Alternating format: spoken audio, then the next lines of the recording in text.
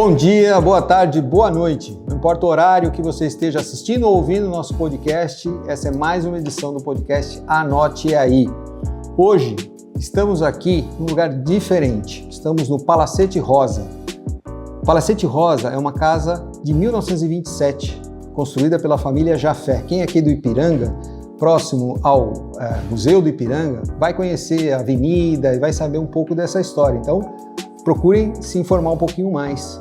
O Palacete Rosa é uma das 13 casas do Evento Perfeito, uma empresa que trabalha com eventos de casamento, festas de debutantes, aniversários e que gentilmente, através da Bárbara e do Vinícius, nos cederam espaço para que a gente pudesse fazer alguns episódios aqui. Então, muito obrigado ao Vinícius, à Bárbara, muito obrigado ao Evento Perfeito por estar nos cedendo esse espaço aqui, sentado numa mesa, inclusive, de mais de 100 anos do patrimônio histórico. Então é sensacional a história que nós estamos vivendo aqui. Lembrando também do nosso patrocinador, Doce de Leite Prime, o melhor doce de leite do mundo. E vocês vão ver aí no rodapé, nas nossas mensagens, também o código de desconto que vocês têm direito. Hoje nós vamos receber aqui um convidado, o Jefferson Bonfá, que vai se apresentar e nós vamos falar um pouco sobre carreira, sobre cultura, sobre desenvolvimento. Então acompanhe a gente, fiquem até o final que vai ser muito legal. Mauro, mais uma vez aqui. Obrigado, pessoal, obrigado pela conexão, obrigado por divulgar nosso podcast, anote aí. E como sempre, acreditamos que depois de uma conversa dessa com o Jefferson, muita coisa vocês vão poder anotar e como sempre, vale como uma palestra, vale como uma aula, vale como muita coisa. Tem muita experiência, muita riqueza que nós vamos ter hoje no nosso convidado. Super obrigado, muito gentil você por aceitar, muito gentil por dar seu tempo para a gente, Jefferson, super obrigado. E conta um pouquinho primeiro de você. Fala assim, como é que a gente vai entrar na parte da cultura oriental, claro, que é uma coisa que eu acho super interessante, como que a gente integra culturas ocidentais e orientais. Isso é uma grande dúvida que qualquer um tem no mundo corporativo. Como é que faz essa proximidade cultural? Mas antes, conta um pouquinho de você, conta um pouquinho como você chegou como você chegou aqui hoje. Vamos lá. Primeiramente, com trânsito. Pouco trânsito, porque eu moro muito perto daqui, eu já conhecia de passar perto aqui, esse lugar é maravilhoso. Tem várias casas tombadas aqui próximas, são lindas. Primeiramente, eu queria agradecer o podcast Anote Aí. É um prazer participar, sinceramente falando, eu adoro eu sou um dos consumidores de podcasts, então é um enorme prazer estar aqui e tentar contribuir com as pessoas que vão ouvir. Vai conseguir, com certeza. Falar um pouquinho como eu cheguei aqui, né?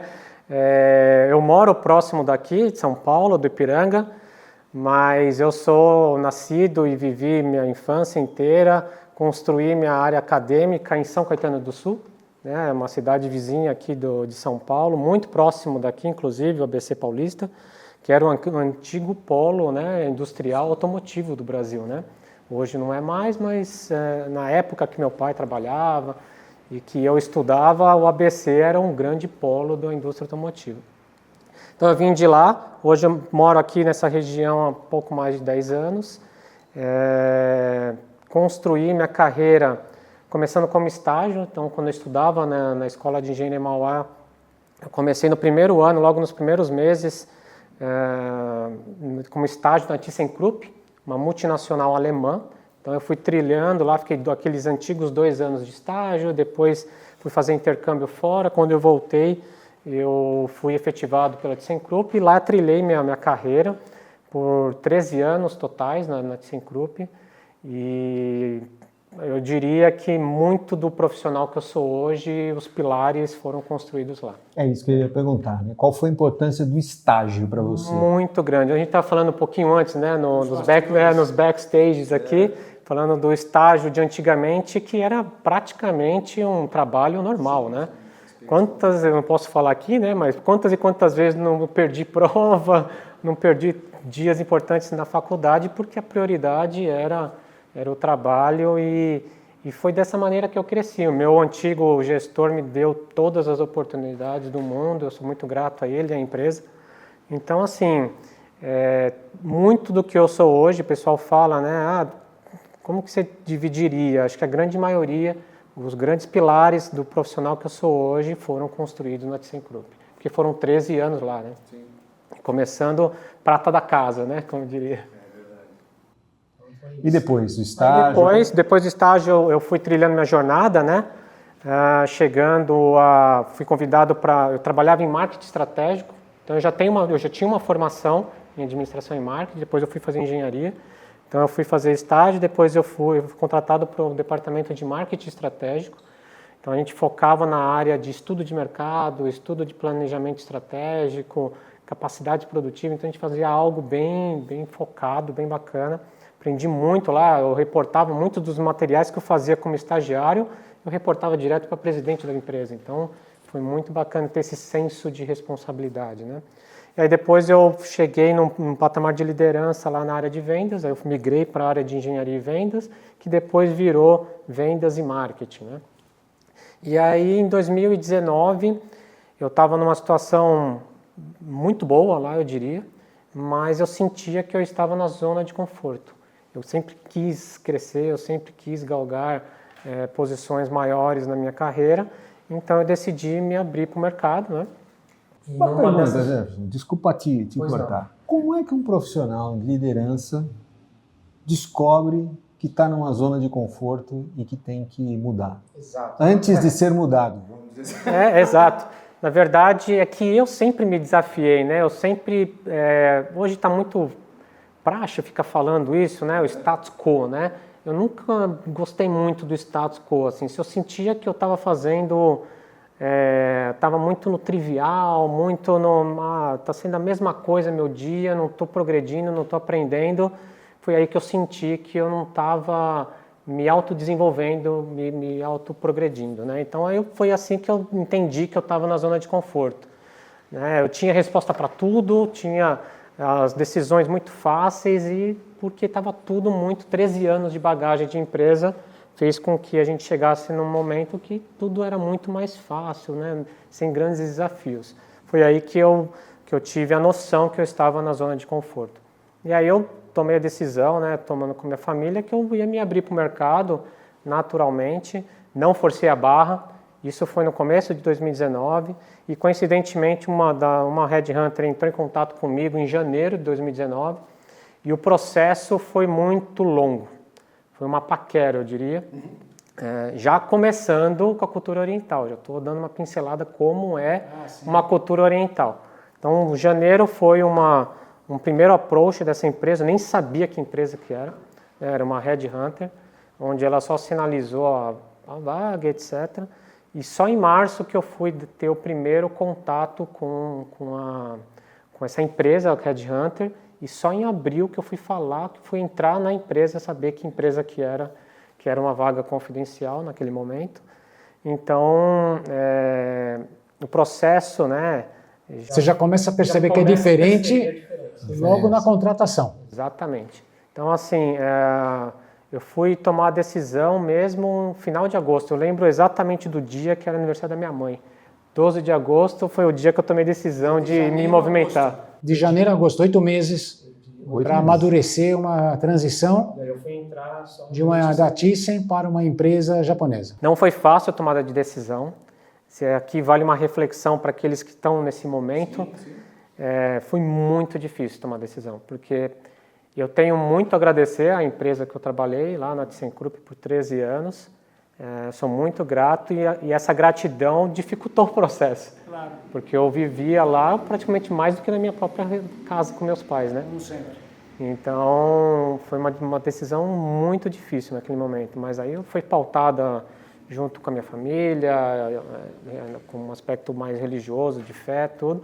E eu tomei a decisão de sair, me movimentar, né? Foi um dia muito difícil quando eu saí lá da ThyssenKrupp, mas foi um dia muito importante na minha vida, né? Um dia onde eu tomei uma decisão, onde eu abri a minha mente para uma nova cultura, para novos aprendizados. A ThyssenKrupp, no ramo automotivo onde eu trabalhava, era uma metalurgia pesada, né? Era forjaria de aço, né? Com formação de aço, com fornos que chegavam a 1000 graus Celsius, com produção só homens. Ruidosa, intensa, quente. Eu fiz engenharia mecânica de produção, então eu vivi a engenharia mecânica lá, então tudo que eu aprendi de resistência dos materiais, de análise de materiais, era tudo lá. Então lá foi minha escola também de engenharia. Então aí eu vim desse mundo metalurgia pesada para um mundo totalmente diferente. Uma cultura japonesa, uma empresa de eletrônica. São várias mudanças culturais, né? Desde a tecnologia que você tinha, que uma era mais da idade das pedras, né? Porque o homem começa a mexer com metais lá na era do ferro. Exatamente. Cobre, ferro. Lá era isso, era uma conformação de aço. Exatamente. Mudou, mas é uma tecnologia antiga. E aí você passa para eletrônica. E então isso, a tecnologia já é um passo enorme e diferente. Aliado a isso, a mudança de cultura de povo, de país, né? Está saindo de uma gestão alemã, social também, né? Porque é fundamento social, né? Sim, com certeza. Tem a sua construção, pensando que toda multinacional que está no Brasil, ela é nacional. Hoje de manhã a gente estava falando sobre isso. Ela é nacional em algum lugar. Lá ela é nacional. Lá e empresa japonesa tem um fator diferencial muito grande de uma empresa alemã. Eles têm um hábito, né, depois que eu aprendi isso, eu não sabia disso, depois que eu entrei lá só, né? Os presidentes da empresa são expatriados. Então, assim, 90% eu diria das empresas japonesas sediadas aqui no Brasil têm o seu presidente expatriado japonês. Tem algumas que eu conheço que não, mas são a minoria, né? Isso faz uma diferença brutal no dia a dia, porque nós temos a diferença da comunicação, nós temos a diferença cultural, de jeitos de pensar. Assim, calma. Explica um pouco isso. Agora você fala, deu a deixa. Sim. Como é que pensa diferente? Como é que... Na verdade, assim, imagina eu, no processo seletivo, né, onde eu fui escolhido por um expatriado japonês. E eu fiquei sabendo só depois que eu fui escolhido que todos os outros candidatos eram orientais. E eu fui escolhido como ocidental, fui escolhido por um japonês para participar, para entrar na empresa e seguir a gestão do time. Então, assim, esse nosso presidente na época não é o mesmo mais, já trocou, normalmente eles trocam a cada 4, 5 anos. Então, assim, já foi um baque aí. Então, o que eu reportava para o meu diretor na época, que era brasileiro, eu tinha que fazer um reporte hoje para o presidente, que era japonês. Então, o tipo de reporte era diferente, né? O tipo de comunicação era... O que muda na comunicação, Jefferson? Total. Comunicação... O que o pessoal tem que anotar? O pessoal do nosso podcast tem que anotar. Ela é mais formal, ela é mais pragmática. Passa a cola. Você falou uma palavra importante na cultura japonesa, que é o pragmatismo. Assim, é preponderante esse fator. E a formalidade, mas eu diria que a formalidade no que tange ao respeito. É um nível de respeito, assim, absurdo. Assim... o nível de gentleman, né? Assim, eles tratam a comunicação de uma forma muito educada. Isso internamente conosco e com o cliente. Então eu aprendi muito a tratar com o cliente, porque eu trabalho na área, né, de vendas e desenvolvimento de negócio, estou em contato com as montadoras. O contato com o cliente é totalmente diferenciado. Eu tenho entrando um pouco, né, contando um pouco de experiência, né?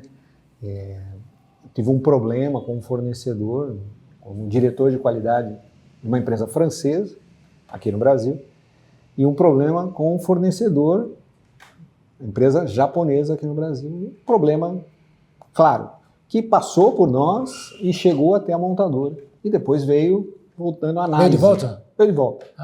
E não era você. E veio a análise e tal, e nós tínhamos a prática assim, quando se chegava à conclusão, o fornecedor tinha que vir até a planta e apresentar, na reunião que tinha diariamente, apresentar a solução. Qual a conclusão, tal. A gente solicitava que viesse o gerente da qualidade ou diretor operacional, alguém da produção ali. Marcamos para a empresa vir, e aí chegaram e falaram, Géser, tá aí, o senhor falou o nome em japonês. Eu falei, mas o que ele é? O presidente da companhia. O que ele veio fazer aqui? Falou daquele problema, ele veio apresentar. Eu falei, ele? Não era para ele vir apresentar. Ele falou, mas falou que ele veio. Então veio o presidente da companhia, junto com o gerente, mais ou menos isso que você estava falando. E essa formalidade, esse respeito com o cliente. Ele chegou, se apresentou. Meia culpa. Se inclinou perante todos na sala. E tinha ali operadores, supervisores. Criou ali um ambiente todo engraçado, né? Porque culturalmente é até desconfortável para quem está assistindo. Falou assim, mas ele não precisa fazer isso, né? Era só apresentar. Não, mas é a noção do respeito. E ali nós tínhamos um diretor japonês que ele já veio e falou, Géser, retribua o gesto. Você é o diretor, você representa todo mundo nessa sala, retribua o gesto. Porque ele está se inclinando em respeito a nós. E é para você. Se você não fizer, a empresa não aceitou as desculpas dele. Eu falei, caramba, eu não sabia disso. Então, virou uma grande aula cultural ali naquele momento. Vamos ver se o Jefferson tem uma história parecida. Tem uma história bacana como essa? Eu tenho uma história interessante. O pessoal gosta disso. Que nós fomos num cliente também japonês. Né? Por exemplo, eu vim de uma cultura alemã, que não pedir desculpas ao cliente era algo que eu nunca tinha visto na vida. Né? Então a gente foi nesse cliente. Não, até existe, mas não é tão formal. É comum, né? Não é comum. Mas a forma de pedir desculpa é diferente, talvez. Aí a gente chegou lá nesse cliente, assim, com o tom da reunião era pesado, mas como foi feito essa tratativa de respeito, de humildade. Eu reconheço o problema. Foi falha nossa, nós vamos fazer isso, nós vamos fazer isso, nós vamos fazer isso. Então mudou todo o rumo da reunião, que era uma reunião pesada, onde eles entenderam e a gente transmitiu a confiança que eles esperavam.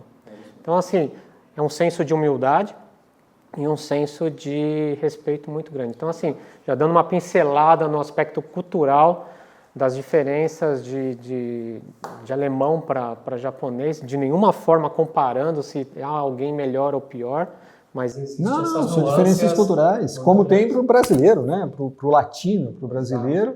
Existem às vezes diferenças e que, recebendo empresas de fora, multiculturais, às vezes a gente acha estranho e quer impor o nosso estilo. Não, é uma mistura de estilos, né? Tem que haver essa E conta uma coisa, eu acho que é interessante isso que ele falou.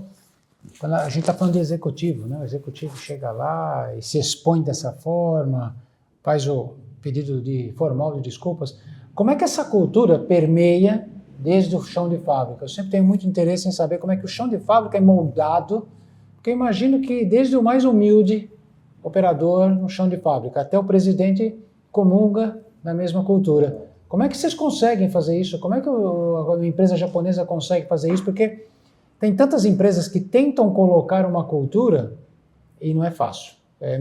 Trabalhar no aspecto cultural é muito complexo. Está na moda falar de cultura da empresa, fit cultural. Mas tem coisa bem menor que a gente não consegue fazer no mundo ocidental. Né? Coisas bem mais fáceis, em tese, a gente não consegue. Como é que a empresa japonesa consegue ter uma cultura permeando de ponta a ponta? Eu vou dar primeiro um briefing, né, um resuminho, uma historinha um pouquinho antes de eu explicar, responder. Em 2019, coincidentemente com a minha entrada na empresa, a empresa estava passando por um M&A. Né? Então, era uma antiga empresa que se chamava Omron Automotive, era bem conhecida, né? Quem já nunca mediu pressão naqueles aparelhinhos Omron?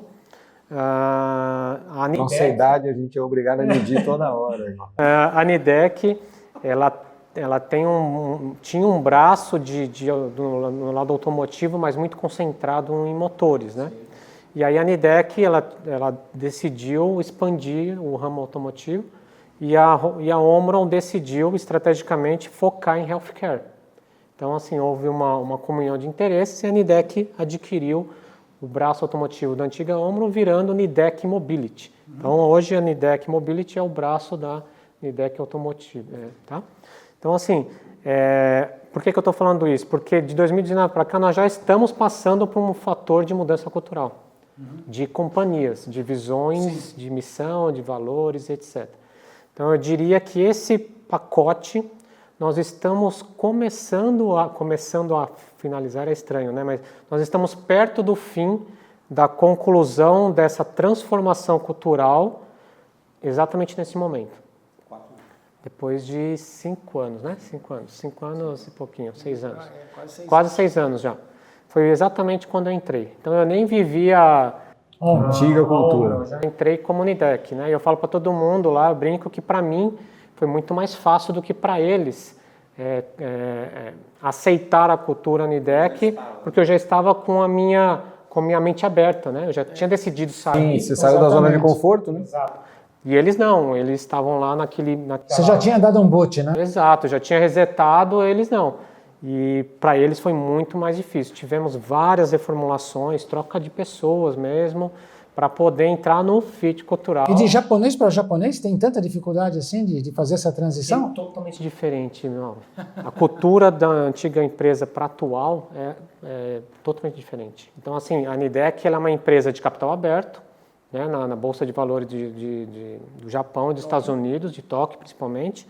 Então, a gente aprendeu a conviver com um modelo de gestão de controle de resultado diário. Eu nunca tinha visto isso na minha vida.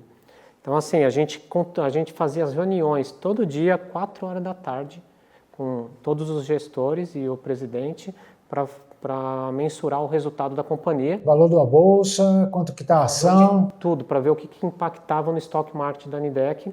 E isso era diário e depois no quarter tinha o fechamento. Então a gente aprendeu a conviver com o que a gente fazia aqui em casa, que entregava resultado lá para os stakeholders no Japão. Isso acontece? Acontece. Hoje não é mais diário, né? A gente fazia diário, hoje a gente faz 2 vezes por semana, mas ainda faz. E todo quarter eu tenho o resultado do stock market da Nidec. E isso é importante, né? Como é que uma empresa de sucesso, com padrões, com cultura rígida, pragmática, como você falou, né? Que a gente falou de pragmatismo, consegue, eu vou chamar de não controlar, né? Porque controlar quer dizer que você mantém sempre no mesmo nível, mas conduzir o crescimento ou os seus resultados, ou seja, precisa medir os resultados. Se você não mede...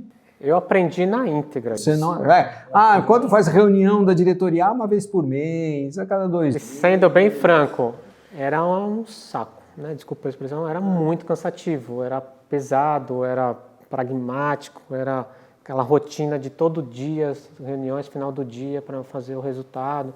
Então, assim, por que eu estou contando tudo isso? Nós viemos de uma mudança cultural enorme, só de mudança de empresa. Aí tem um lado japonês da história que agora eu vou entrar, que é como o chão de fábrica entra, né? Como que 100% da população, da amostra da empresa tem esse mesmo mindset, né? O interessante, tem um termo, vou colocar assim, criado pela nossa companhia, isso vem da matriz que cascateou para nós, que é bad news first. Claro. Então, assim, se tem um problema, já fala. Isso vale no problema de chão de fábrica, de qualidade, ou da falta de, né? E até um problema de comercial, de vendas com o cliente. Então, assim, bad news first. Então, assim, não tem, lá eu vejo que não tem problema, as pessoas não têm medo de fazer a comunicação de um problema, ou de uma comunicação de uma falha mesmo, humana. Então, assim... Essa é uma diferença brutal, né? Brutal. Porque é muito legal. aqui, quando alguém leva o problema, às vezes, como é mensageiro, Mata o mata o mensageiro. Quando não é o mensageiro, quando alguém tem alguma responsabilidade, ele tem medo, que isso pode atrasar a carreira dele, isso pode fazer perder o emprego. Perder a promoção. Eu acho que perder promoção. Então, eu acho que o problema, a falha, tem que ser muito bem recebida, porque é uma oportunidade de aprendizado, sem querer jogar confete, né? Mas é uma oportunidade de aprendizado. E você falando, me trouxe um dos primeiros episódios que a gente falou sobre resolver problemas, e a gente falou sobre isso. Sim. E você contou, assim, algumas práticas que vão contra isso.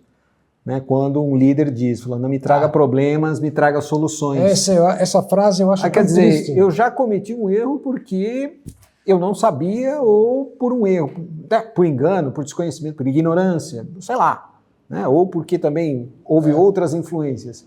Quer dizer, eu vou levar o meu chefe. Não, peraí, eu não posso levar, porque eu tenho que levar a solução. Então é melhor eu não levar nem o problema, porque eu não tenho a solução. Não, porque exatamente, às vezes ele não consegue ter a solução, às vezes não é só ele, e o problema não aflora. Eu acho legal na cultura japonesa, e a gente estuda isso no Toyota Production System, que é item é livro, né? Você pega.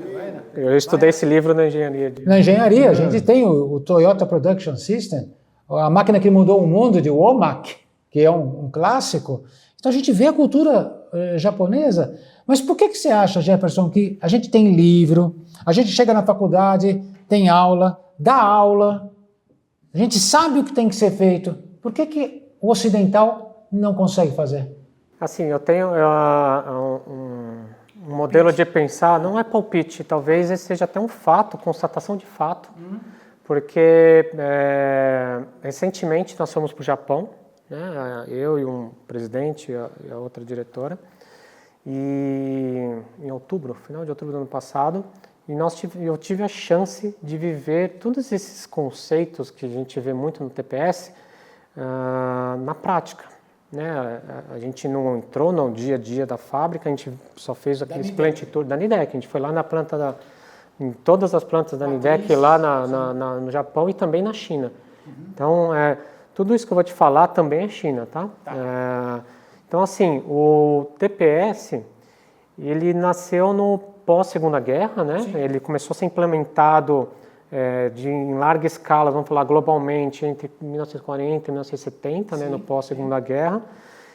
E lá no Japão, eu diria que está no sangue, tá, né? Eles sabem a essência pelo qual eles executam alguma atividade. Por exemplo, o Kaizen, o Kanban, o PDCA. Kamishibai. O Jidoka, né, que é o fator humano na automação. Então lá eles sabem a essência, o porquê tem que fazer cada coisa. Aqui não, aqui eu vejo muito que no regime, no fluxo de processo, a gente faz alguma coisa porque o superior direto está cobrando. Eu acho isso muito legal, Jefferson, porque tem um amigo meu que fala assim, tem um know-how, como fazer, e tem o know-why. Por quê? Saber o porquê, né? Saber por quê. Por que você está fazendo isso? Então, eu acho terrível a implementação de Lean Manufacturing no Brasil, em geral, ou nos ocidentais, não é só no Brasil, porque você transforma o Lean Manufacturing em um checklist. Exato. E aí fala assim, pintar de amarelo a passagem das pessoas. Aí você vai e pinta de amarelo. Poxa, já estou mais próximo do Lean. Você já começa a ficar feliz. Colocar Visual Aid. Tá bom, então enche a fábrica de Visual Aid. Nossa, estou cada vez mais próximo do Lean. E não é isso, né? Não. Lá eles não fazem, eles não executam as ferramentas porque alguém está pedindo. Né? Eles executam porque eles sabem por que tem que fazer. Então, inclusive, foi muito legal isso que eu estou falando. Numa reunião que nós tivemos... uma promoção de uma líder na fábrica, né? Todos os gestores participam, ela apresenta, é bem bacana isso. Foi segunda-feira agora. E o nosso presidente falou para essa líder de fábrica que está sendo promovida na nossa linha de produção, ele falou assim, por favor, não faça alguma coisa sem saber o porquê. Busque o porquê que você está fazendo alguma coisa. Exatamente o que fala o TPS, a essência, né, da diferença cultural entre a alma do Lean Manufacturing e o fazer porque está sendo pedido para fazer, né? E eu acho que o que me vem aqui à mente, às vezes a questão da tropicalização ou descaracterização de uma filosofia que culturalmente vem de uma cultura, vem de uma filosofia diferente, de um país diferente, né? Então tem outros fatores que trazem essa cultura, mas isso não funciona. Se você aplicar como ela funciona. Não tenta tropicalizar, porque você descaracteriza. Como é que é a expressão? É o leite sem lactose, sem açúcar, sem gordura. Aí você olha para a caixinha do leite e fala assim, o que você é? Porque não tem nada, né? Então me preocupa muito quando as pessoas começam a podar as coisas. O que vai chegar aí, né? Até hoje, quando eu tomo esse leite, eu fico pensando, puxa, será que é leite? A questão de saber o porquê eu estou fazendo não quer dizer que eu não vou fazer. Não é contestar, é contextualizar. Não é assim, por que eu estou fazendo isso? por que essa ferramenta me ajuda, por que eu preciso ter um processo controlado, por que eu preciso ter uma linha amarela, por que eu tenho que ter Visual Waves, né? Por quê? Tem uma razão. Ah, entendi a razão. Vou fazer. Não é assim, por que eu tenho que fazer isso? Se você não me convencer, eu não faço. Espera aí, você faz parte de uma comunidade, a empresa é uma comunidade. Todo mundo ali depende um do outro. Você não vai fazer simplesmente por discordar? Não, entenda, mas faça, não fica parado, né? Eu acho que é importante a gente chamar atenção para isso, né? Questionar as razões não significa estacionar e ficar congelado ali, né? E o sistema Toyota de produção, ele trouxe muitos fundamentos, né? É impossível a gente falar que ele não é válido hoje mais, pelo contrário.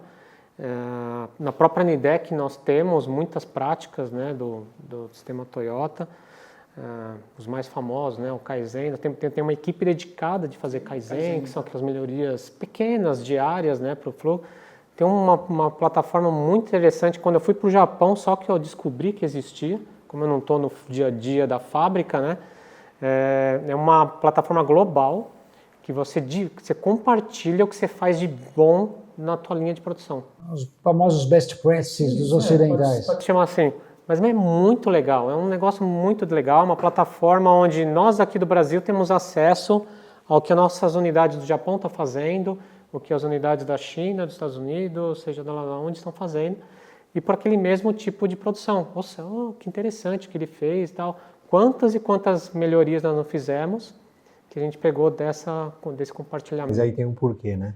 Porque é para o bem comum. Exato. Não adianta ficar aqui na China ou aqui na Alemanha e o resto não se beneficiar e a companhia toda. E a gente está nesse momento, né? Como eu falei, a gente está nessa conclusão, vamos dizer assim, muito perto da conclusão dessa mudança, dessa transformação que nós estamos fazendo na Nidec Mobility Brasil. Porque o nosso know-how global é produzir produtos eletrônicos e produtos safety. Produtos safety são os produtos de alto nível de segurança veicular. E a gente está desenvolvendo um projeto para um produto safety aqui no Brasil. Vai ser a primeira vez que no Brasil nós vamos produzir esse produto. Então, por isso que a gente foi para o Japão, a gente foi para a China, onde eles já produzem, né? Então, assim, a gente está nessa mudança de transformacional, vamos dizer assim, para esse mindset zero defeito, que é o que tanto falam, né, de produto com qualidade, e a gente está nessa vibe lá de zero defeito, porque no ano que vem a gente começa a produzir esse produto safe. E pegando esse gancho, Jefferson, qual é o futuro da mobilidade? Olha, eu vou falar Vamos lá, você está nesse mundo, né, e a gente está hoje...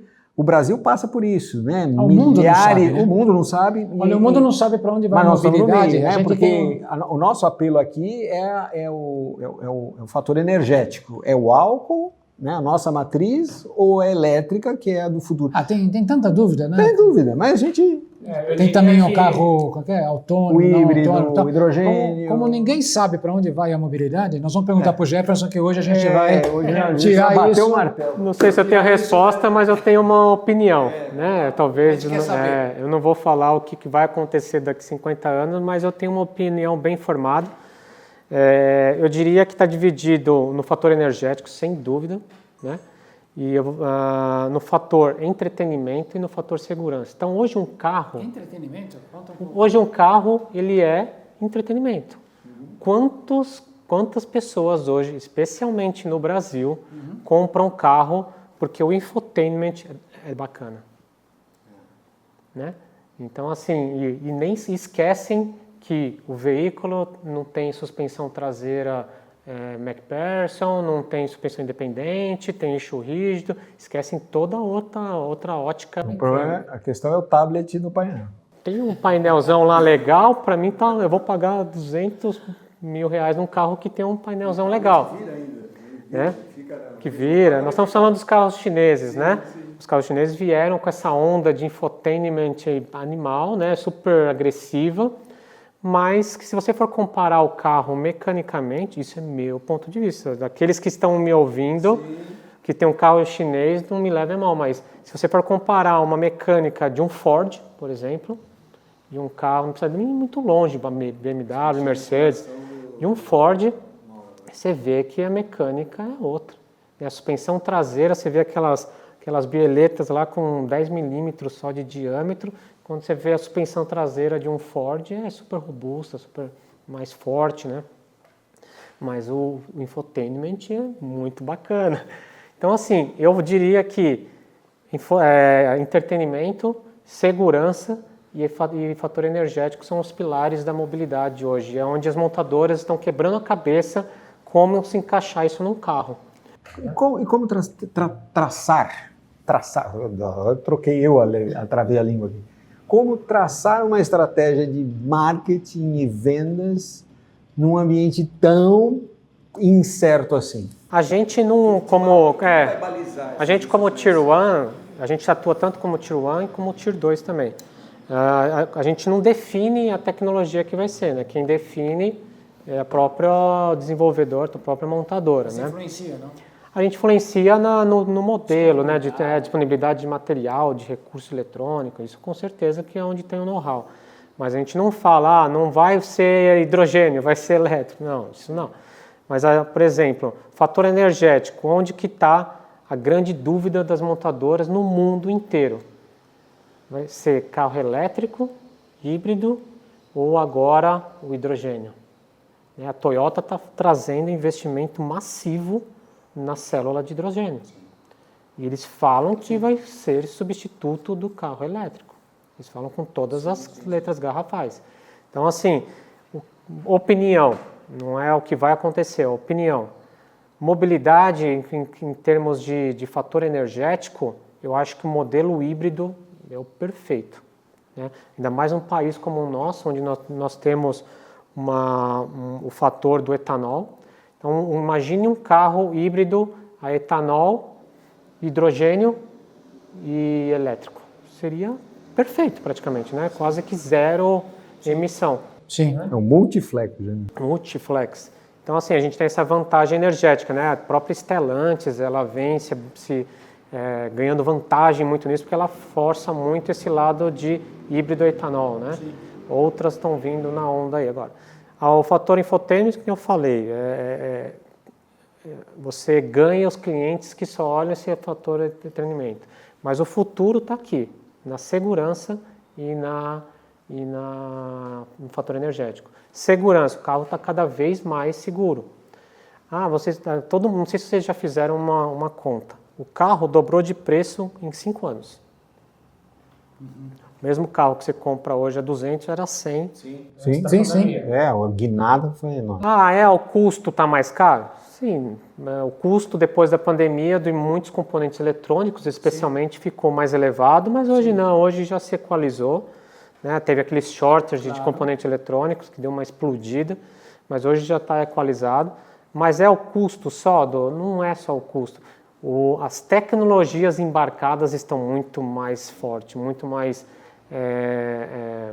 robustas, eu diria. Né? Então, você está falando de um carro hoje que não precisa ir muito longe, num carro de muito valor agregado, que já tem um sistema semi-autônomo, né? Que até 5 anos atrás isso não existia. Você apertava um botãozinho no carro e ele anda na faixa, ele controla a velocidade com base no carro da frente, controla a distância.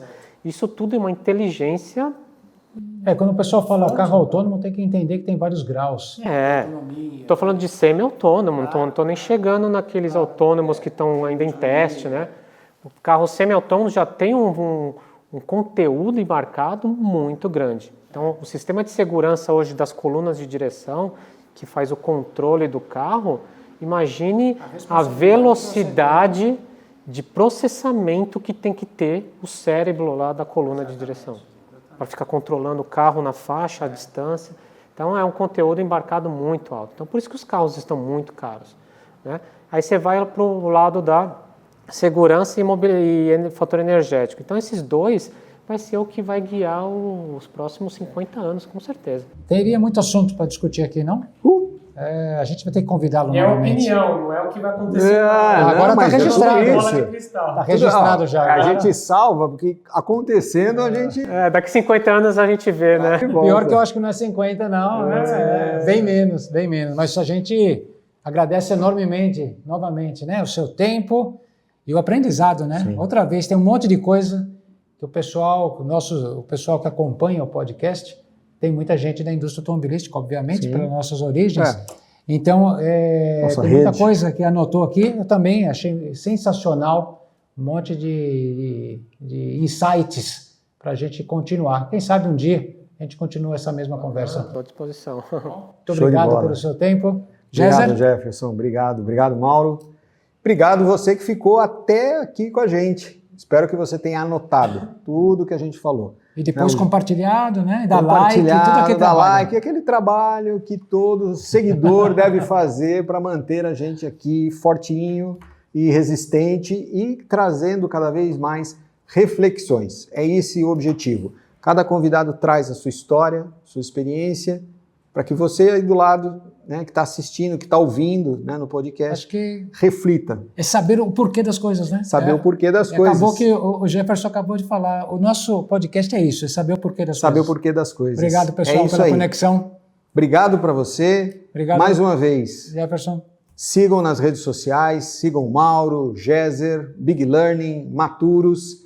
Né? Temos ali sempre trazendo mais conteúdos, mais artigos, mais informações para vocês. Agradecer mais uma vez o Evento Perfeito por estar cedendo o espaço aqui do Palacete Rosa. Vocês vão ver mais 2 episódios também aqui em outros ambientes do Palacete Rosa. E a gente convida vocês para conhecer mais, entrar lá no site, conhecer a casa, vir conhecer, vir visitar. Mas de repente tem um casamento aí que não sai agora, né? Tem um evento, um happy hour. Né? Venham, vai ser legal. Venham conhecer o Ipiranga, muito legal. Tem muita história, né, para nós brasileiros aqui no Ipiranga.